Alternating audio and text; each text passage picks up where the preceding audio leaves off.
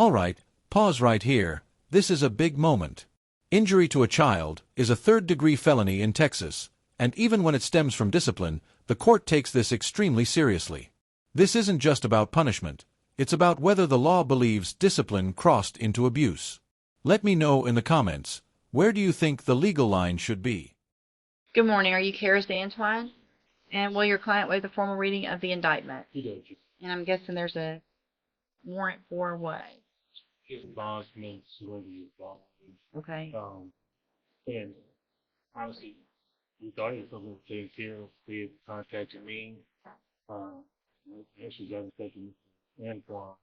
He spoke with them, but Okay. that's not Friday.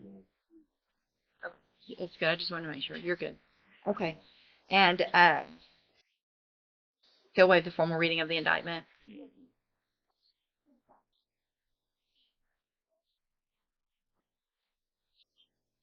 Mr. Antoine, in cause number 24 DCCR 1878, you're charged with the third-degree felony offense of injury to a child from September 26, 2023. How do you plead to that charge? You either did it or you didn't do it. Guilty or not guilty. Are you pleading guilty freely and voluntarily? And because you did what they charged you with. This is what deferred adjudication really means. No final conviction yet, but one wrong move and the court can sentence him as if this deal never existed. 5 years may sound lenient, but probation is a legal tightrope. Miss one condition, and the fall is steep. I have here on the computer some documents that have your signature on them that the state has marked as exhibit number 1. Before you signed these, did you go over them with Mr. Lewis? Do you fully understand them? And do you understand, if I follow the agreement that you've made with the district attorney, that you'll be waiving or giving up any right to appeal? And it looks like the agreement that you've reached is for a 5-year deferred adjudicated probation. There would be a $500 fine, and you would be required to follow all of the rules and conditions of probation. Is that your understanding? Also, do you understand, if you're not a U.S. citizen, that a plea of guilty or no contest may result in your deportation, exclusion from admission to the country, or denial of naturalization under federal law? State tenders number 1. No, It's admitted. Is there any evidence that Mr. Antoine is not competent? no. All right, sir, I'm going to find that you entered your plea of guilty freely and voluntarily. Find that you're mentally competent and you understand the nature and the consequences of your plea. Find sufficient evidence to find you guilty. However, I'm going to reset your case for sentencing so that the probation department can do a pre-sentence report, and that'll give me more information about you and your case, and then we'll come back later for sentencing. So, with regard to a bond, based on the nature of the plea agreement, Mr. Nichols,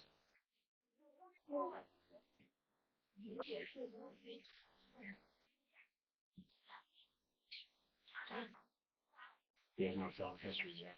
right?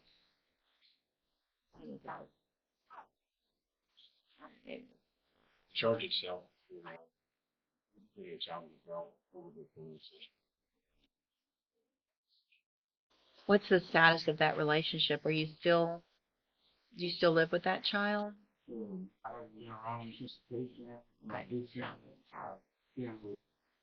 Supervision. Well, and we'll see how that goes on probation. For now, you're still under that order to have it only supervised, okay? Listen closely to the judge here. This is judicial trust in real time. She's basically saying, I'm sticking my neck out for you. That's rare. And when a judge says, things could be worse this many times, that's courtroom code for don't mess this up. And then you can work up, once you're on probation, hopefully to doing the right classes and everything, and that should be lifted. What I'm going to do, Mr. Antoine, is reduce your bond in your case to $1,000, and I'm going to make that personal bond. So I think that means, though, that he still has to go. Right? Okay. So you're still going to have to go, but as soon as you get to the jail and they process you, you're going to be released without making that bond that I set because of the bondsman getting off your bond. Okay? Makes sense? It's just, but here's the thing. I'm kind of putting myself out there to make sure that you're going to do all the right things between now and sentencing. Okay? You have been until then, but it looks like you had some issues at some point communicating with your bondsman. It's very important, several things that you have to do between now and when you come back for sentencing. Once you're released from jail, you're going to get some paperwork today. It's going to have where probation is. You have to go straight to the probation department, okay? If you get released for some reason later this afternoon and it's too late, then you go first thing tomorrow morning. If you don't do that and get that process started for that pre-sentence report, I don't have to accept this plea agreement. So things could be a whole lot worse. Do you understand? If you violate your bond condition and you're around the children or child that you're not supposed to be unsupervised, then obviously I don't have to accept this. Things could be worse. So keep following all of the rules of your bond. Yes.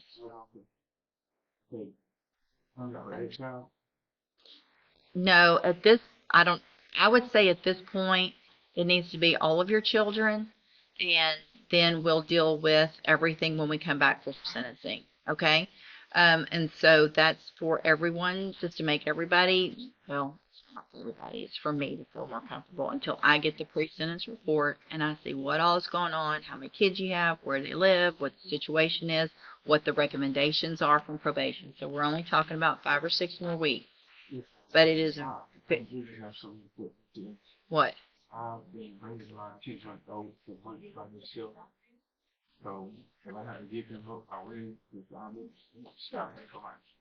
Well,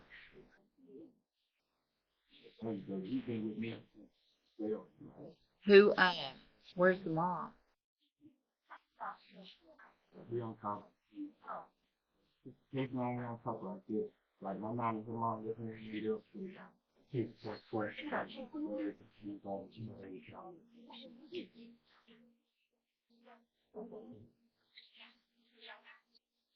So where's the child that was in this case live?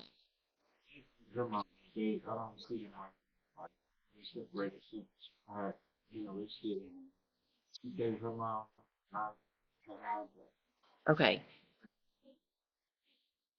but it's the same mother of both of your children. But the baby lives with you, and the other child lives with her.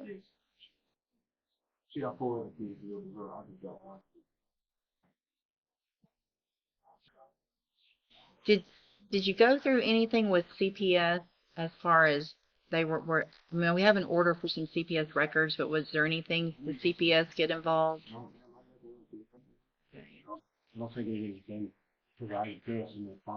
Doesn't look like it. So maybe that's because there wasn't anything.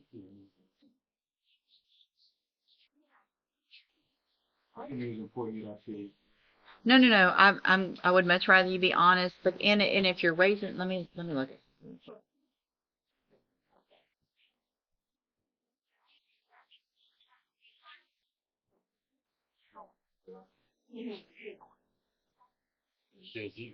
This is clear about the child in this case, not biological. Okay. So how many biological children do you have? This entire exchange flips the tone of the courtroom. We move from punishment to parenting, from charges to children. Judges aren't just referees of the law, they're balancing public safety, family stability, and risk. Do you think the court made the right call here? One with that. Where are you? And then the other two, or where are they? With their moms. So this is the only one you have. So there's no big deal. I mean, obviously, you love your stepchildren, but that this isn't your own biological child that's the subject of this case. Okay. Then what I'm going to do as a condition of your bond is order that you not have unsupervised contact with all of the children except the one that you're raising. Okay. If you're raising that child, I'll allow you to continue to do that. You'll get out, make sure that you follow all of those bond conditions. The last thing I was going to tell you is that as a condition of this, if you are arrested for anything between now and when you come back, sentencing, again, I don't have to accept this agreement. Things. Okay, see you back at sentencing. Thank you. Good morning. Good morning. Good morning. And sir, you're Larry Fletcher, Jr.? No. And Mr. Fletcher, in cause number 25, DCCR 0838, You're charged with a second-degree felony offense of aggravated assault with a deadly weapon from September 18th of 2024. And what that means is that if you go to trial and you're found guilty, the range of punishment is between 2 years and up to 20 years in prison. Do you understand? In clause number 25 DCCR 0839,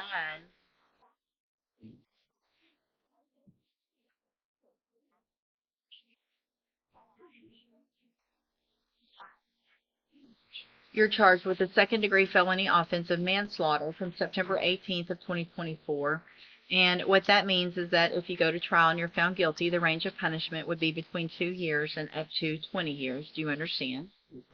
And then finally, in clause number 21, oh, so we've got a motion to revoke probation in that one. Well,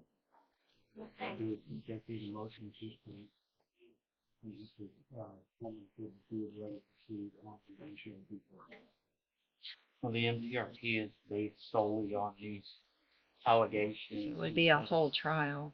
Yeah. Additionally, if the MTRP was adjudicated prior to the case going to trial, arguably it foreclosed an application for probation by the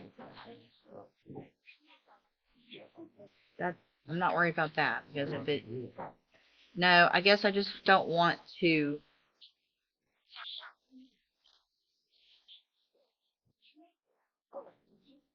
What level offense? You go back here. Second degree.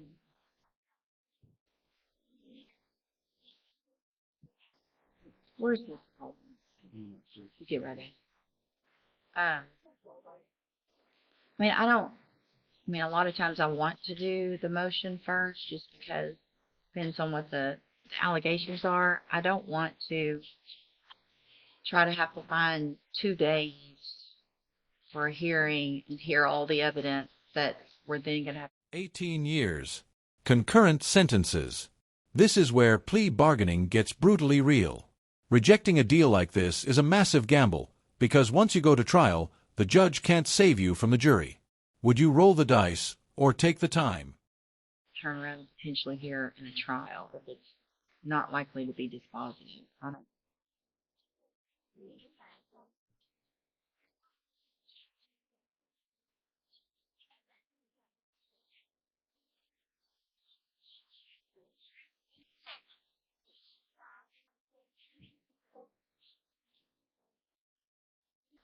One more thing.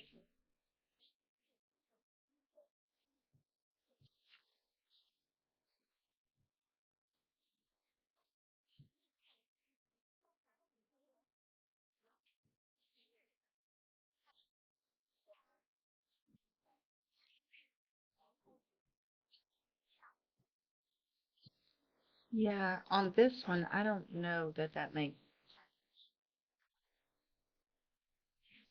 judicial economy. So, what I'm inclined to do is set those for trial. But let me do this. It looks like the state has offered you in those 2 cases an 18-year term in prison. Mr. Fletcher, I have a plea bargain rejection that has your signature on it showing that. And that would be 18 years in each of those cases to run concurrently. Is that your understanding of what their offer is? And you understand if you go to trial again and you're found guilty, the range of punishment can be up to 20 years in prison. Do you understand?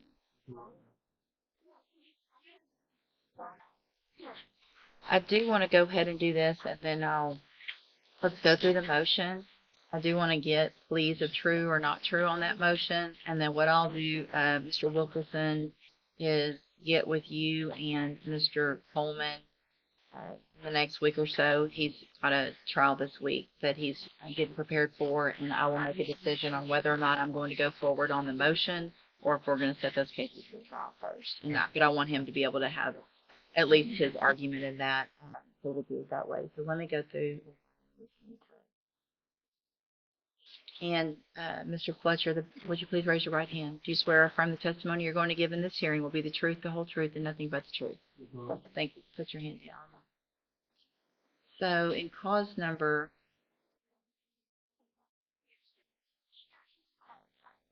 21-37809,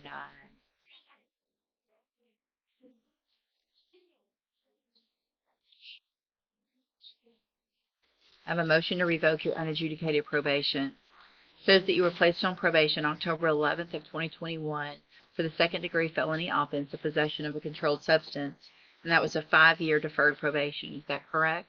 No. It alleges that you violated your probation. Count 1 alleges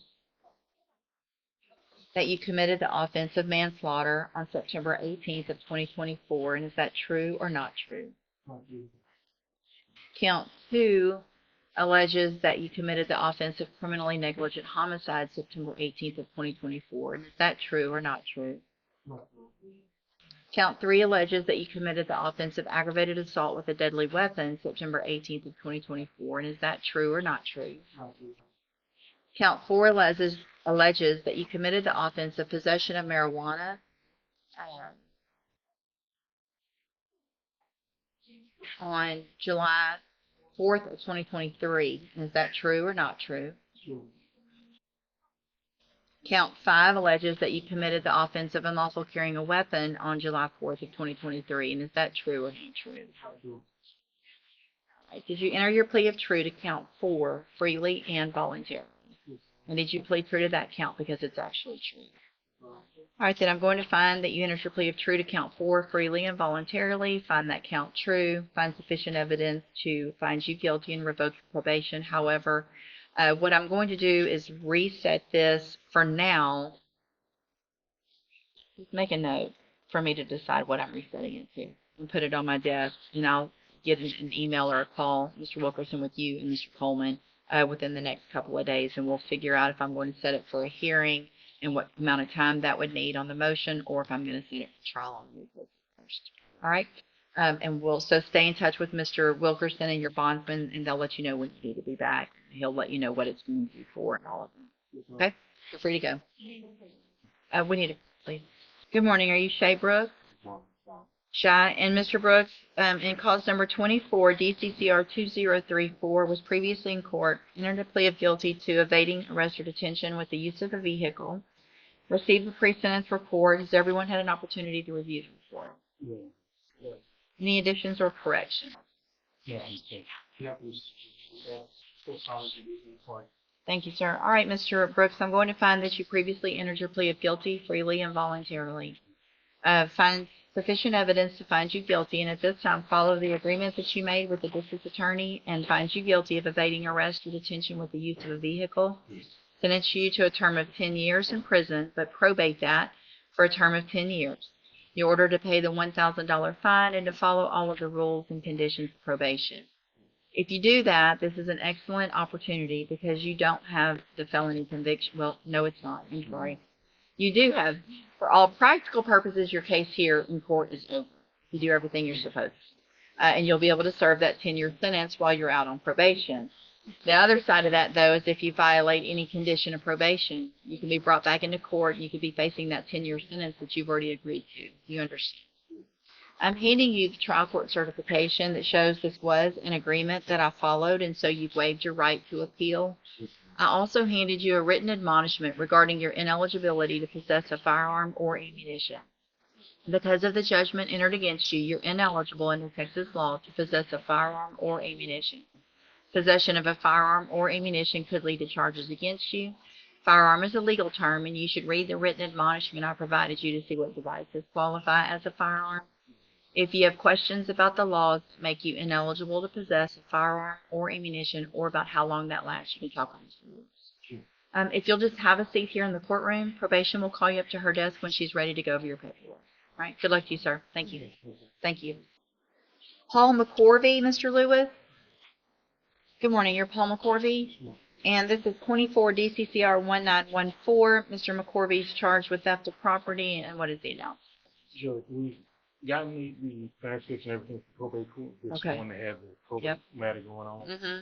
We have a potential resolution here, but I'm going to need to reach out to the probate attorney to make sure you get this will work. So we're asking for a short reset just so we can. All right. Any issues? Sounds like Gilly's got the transcript now, so. Got a resolution. Yeah, I mean, got a resolution. Sure. Okay. We'll just do maybe 3 weeks. All right. We'll do a 3-week reset, and we'll get it taken care of on that date. Stay in touch with Mr. Lewis. He'll let you know when you need to be back. All right. Your excuse. Thank you. Good morning. Are you Richard Robb? And Mr. Kimler, will your client waive the formal reading of the indictment? So,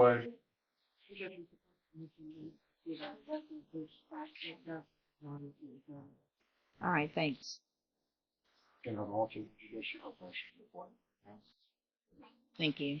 All right, Mr. Robb, in cause number 24, DCCR 2170, the state has elected to proceed on the lesser included offense of a Class A misdemeanor theft from September 1st, 2024. And how do you plead to that charge? Guilty or not guilty?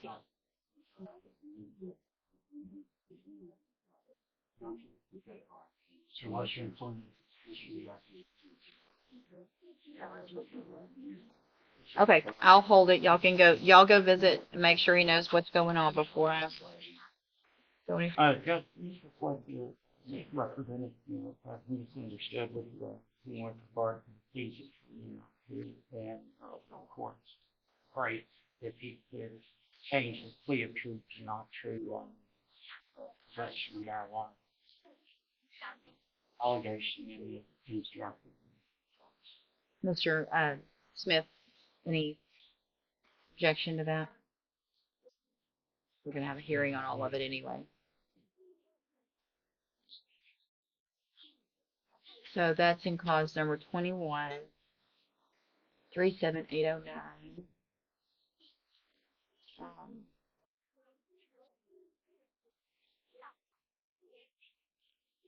He had pled true to count 4, and you're asking to withdraw that and have pleas of not true to all counts. Is that correct? All right, then I will make that modification, and again, we'll set it for get an data pre-sentence report, as well as I will get with you guys about what we're setting it for in the next couple days. Thank you. All right, you're free to go. Good morning, sir. You are Christopher Thomas, and will your client waive the formal reading of the indictment Look, as amended on August 19th of 2025? correctly, we have no suggestions. All right, perfect. So, Mr. Thomas, in cause number 24, DCCR 1378, you're charged with a state jail felony offense, criminally negligent homicide, from June 6th of 2023. How do you plead to that charge? And are you pleading no contest freely and voluntarily? Ms. Malfino, does the state have evidence with regard to culpability?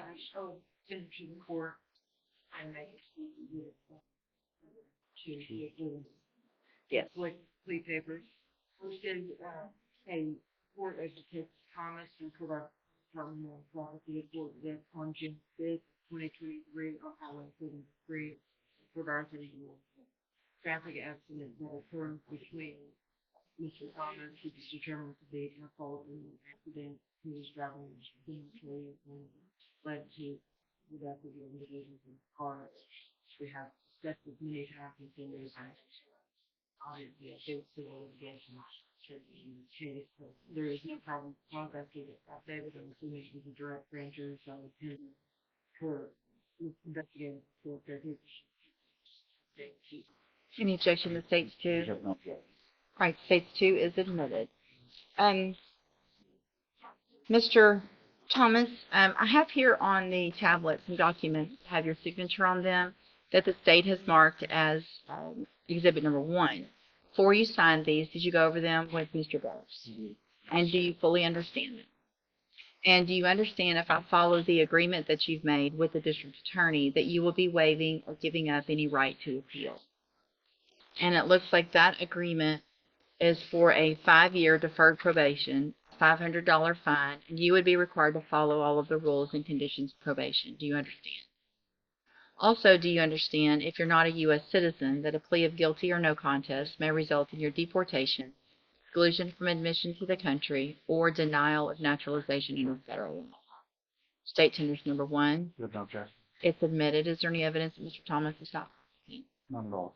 Right, so I'm going to find that you entered your plea of guilty freely and voluntarily. Find that you're mentally competent and you understand the nature and the consequences of that plea.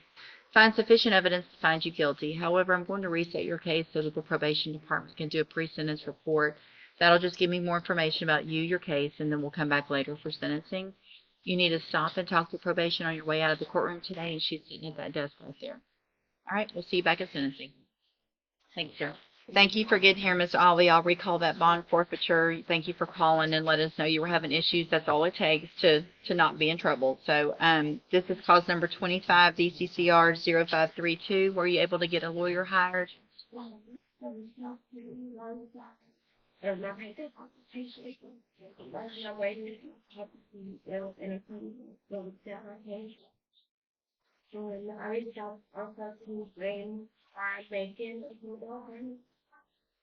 For their consultation and consideration for the time.